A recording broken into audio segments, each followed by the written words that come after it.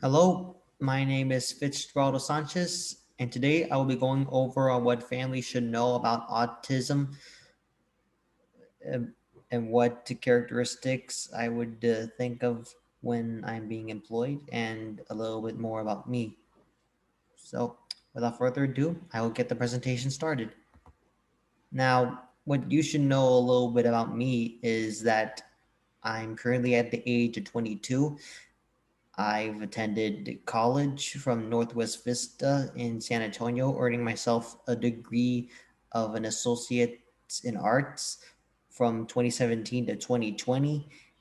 And as of now, I am with my sister in North Carolina, Charlotte, attending a Central Piedmont College.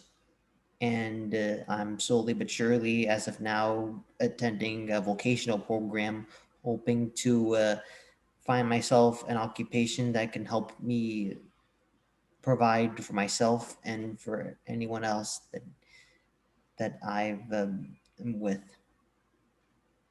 And I've also I also have aspiring thoughts on becoming a person that's able to be great at storytelling, such as through drawing, creative writing, etc. And I got by with a little help from my friends and especially my family. Janet, who's also attending college, trying to provide for herself and for her family, and my mom and dad, who are being supportive as ever back in San Antonio. I'd call them every now and then just to ask them how they are doing, and they would call me or text me how I'm doing, and we would get along just fine. Sometimes me, my sister, and my parents would also like to go out with each other, talking to one another, hoping that we could spend some time and talk about how we're doing with each other when we're not around one another. And we feel just fine and happy being for there for each other, hoping that everything will go well in the future. Now, if aside from my family matters, I do have a brief biography in autism, as I was diagnosed with mild autism, better known as Asperger's syndrome at the time. It wasn't until around the late 2010s where I discovered that the Asperger's syndrome was actually renamed to something more appropriate, such as mild autism, which is a nice way to put it. And the age I was diagnosed with mild autism was around the age of 3, from what I recall. As for growing up and going to school and therapy, I specifically remember that I felt about the same as any other kid would go through, as I had my fair share of good times and bad. Even in spite of my autism, I felt like I prevailed and got around pretty good so far, and that could also apply to how I'm doing right now. As as I also actually managed to attend therapy programs, interacting with other children, and it was pretty fun spending time getting to know one another and actually learning things at therapy, and it made me feel like a better person and able that's able to learn from um, activities, and I felt very motivated to become an even better person even after my days of therapy. So I would like to get to my top three suggestions for. I would like to get to my three top up suggestions on what I can give. So the the first suggestion I'd like to give is what's the big idea, and the second suggestion is to plan ahead and make schedules. And last but not least, the final suggestion is to keep priorities straight and know what really matters. Now, when it comes to the first suggestion, I would like to tell you that the about what's the big idea is that the first way to understand this is through taking notes, as it could be a good way to decipher what the main point or the big idea is when one is trying to convey it. And the second way on to figuring out what the big idea is that one can be patient in order to understand what someone is attempting to say. And when someone gets patient, is that they decide to put their own focus on what the person is saying. And when you put the focus on what the person is saying, then you actually understand what the person is trying to say. Ergo, you understand what the big idea is once you put your full attention into what the person is trying to say. The final suggestion of what I can give for what knowing the big idea is to group up specific tidbits connected to each other, as it can be beneficial in for one to find out what the big idea they are looking for, because what all these three suggest well, all these three specific notes I they have in common is that you connect little stuff to make bigger things that one can understand, and you could also do that with the big big stuff you learn, and you connect it with other bigger stuff, if this as long as they have underlying tones or themes to one another. For the second suggestion, planning ahead and making schedules, I have a following three things that I think can be helpful for one to learn. The first one is to start to plan ahead and make schedules, as it can be helpful to do that. So you make a checklist on what you need to do or what tasks you have left. Ergo, this actually gives you like some sort of roadmap, as it can tell you how much you have to do. And once you get everything done, then you would actually have free time for yourself for either fun or to make other plans, perhaps. It's also helpful to be prepared for the worst and if anything goes wrong. And it also helps to get things done as early as possible too, so just in case things do go wrong and yet you finished some things that are important before things going wrong, that's actually good, because you've dodged a bullet and you've actually felt like you did the best you could. It also helps to map out smaller events leading towards larger goals to remind themselves on how much progress people can make. And this is especially true because it also helps to start like a tiny habit, like a goal for each day. And then once you've done the goal each day for a week, you've actually made one step to earning your larger goal. Now, for the third and final suggestion I have, keeping priorities straight and knowing what matters, I have these three following tidbits you can learn. Now, for the first fact or note that you can take when keeping priorities straight and knowing what matters, you can consider a group of items and people helping you provide intrinsic value to you. And that knowing that alone can actually help you know what is more important. Like if like a specific group of items of people as examples, like money, as you get that from a job you earn through the skills you learn and know about. And the following people that provide intrinsic value to you can be friends and families, because they can help you get somewhere. tv shows are TV shows and entertainment is a good thing, though it is though compared to intrinsic though compared to stuff that offers intrinsic values like people, like friends and families, and items like jobs and money, I think the latter of the two choices I mentioned can be very beneficial, and it helps you keep your priorities straight. It also helps more to focus more on more important tasks that you need to take care of, as it can also be helpful to decide what is more important to you.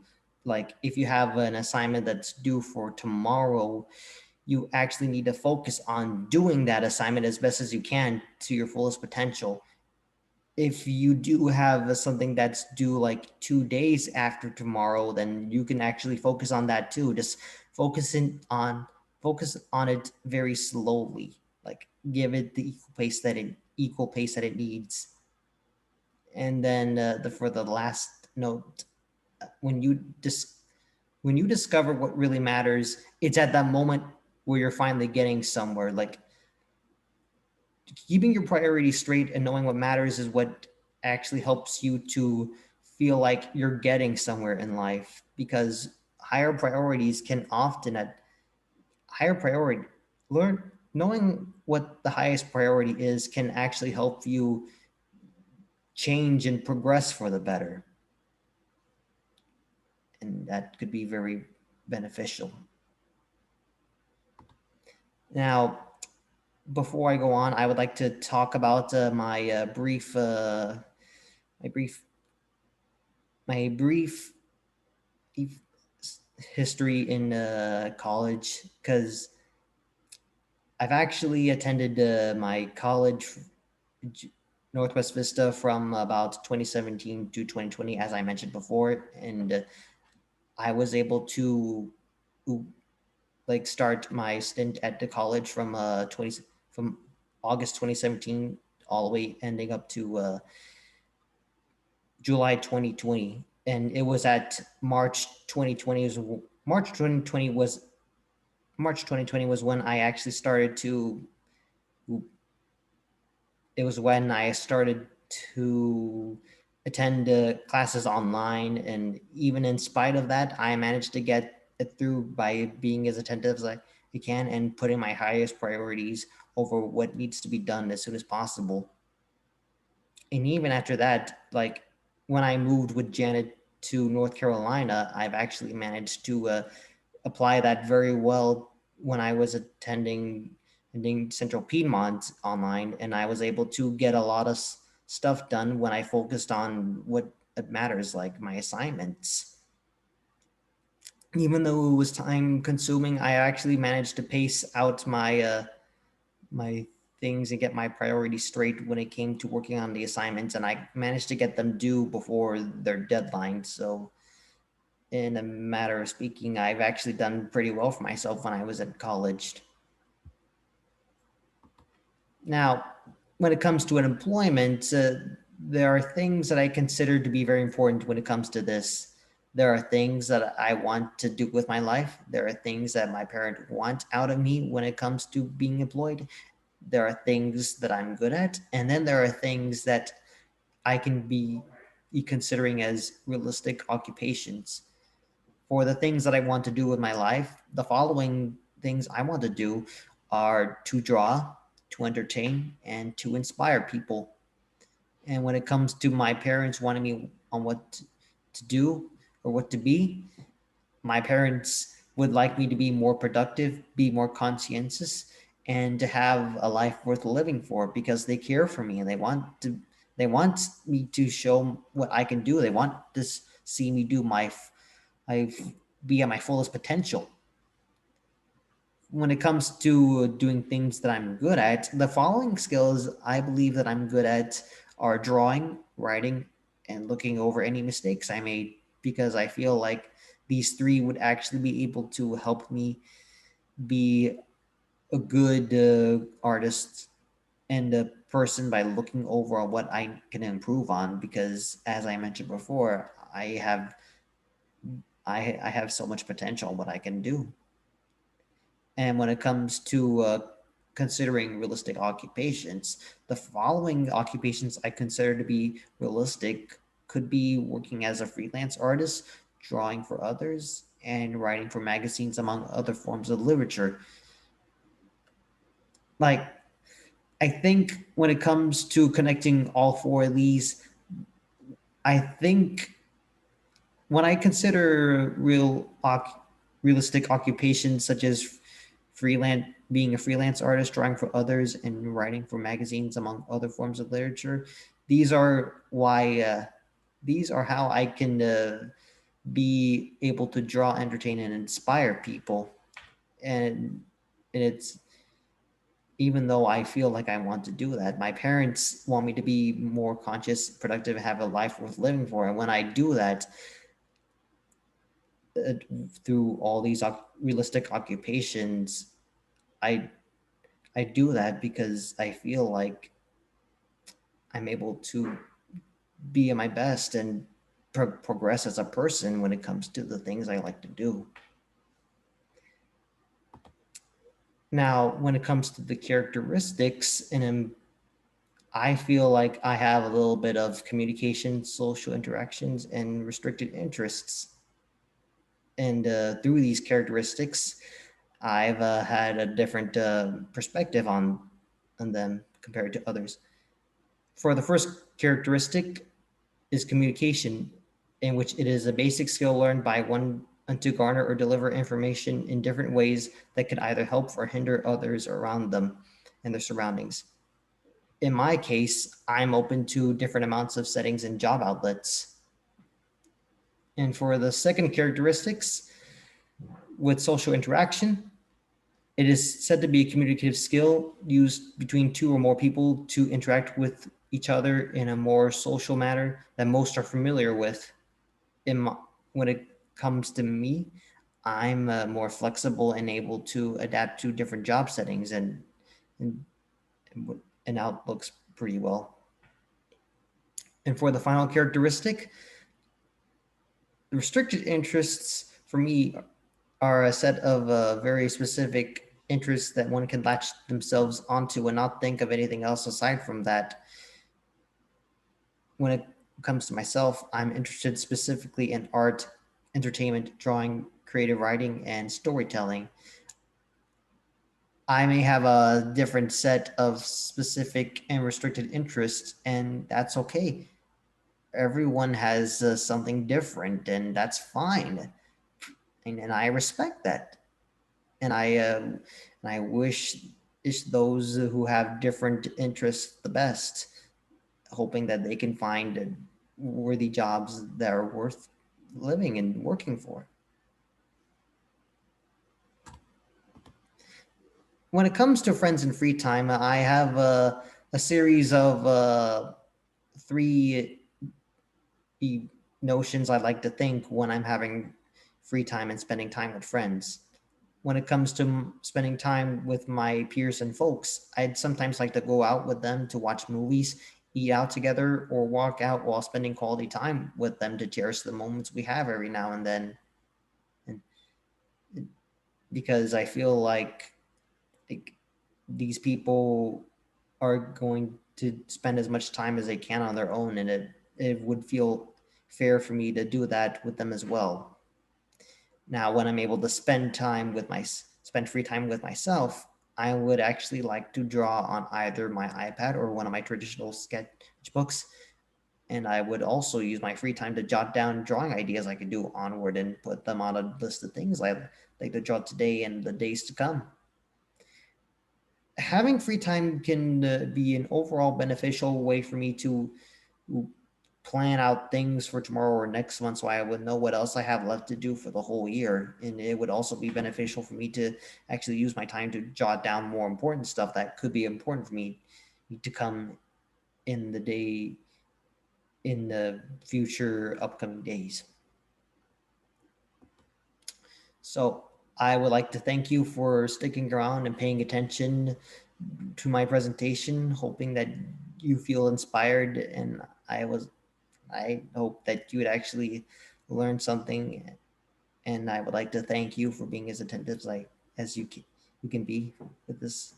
And if you'd like to find me up, you can search for me on my Instagram or call me or send me an email if you'd like, as shown by the card. And I would like to thank you for being one of our audience. Good night.